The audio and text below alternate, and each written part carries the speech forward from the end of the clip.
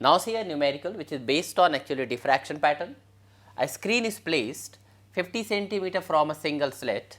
So, if you have got a single slit over here and there is a screen, this distance is given to you d, and this is equal to 50 centimeter, that is equal to 1 by 2 meter. Now, this slit is illuminated with 6000 angstrom light, and that means the lambda is equal to 6 into 10 raised to power minus 7 meter. I have converted angstrom into meter. Now, if the distance between the first and third minima in the diffraction pattern is 3 millimeter. So, see, we know it, a sin theta n is equal to n lambda.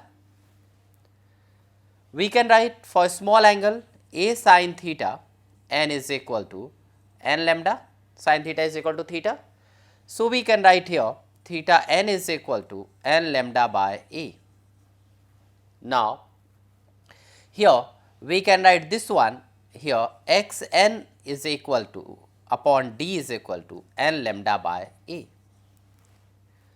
Now, we can write here in this case x n, here x n is equal to n lambda d by a. Now, n is the number of the the minimum. So, we have got the first and third minimum. So, we can write x 3 minus x 1 is equal to 3 lambda d by a minus lambda d by a, 1 lambda d.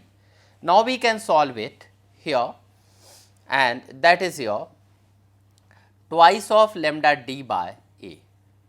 We know it, 2 lambda is given to already, that is 6 into 10 raised to power minus 7. D already given to us, that is 1 by 2 meter divided by, here a is given to you, that is a 3 millimeter, that can be written 3 into 10 raised to power minus 3 meter. So, now we can write, cancel this and this is 2.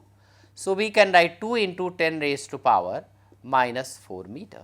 So, this is the distance between the first and third minima in the diffraction pattern.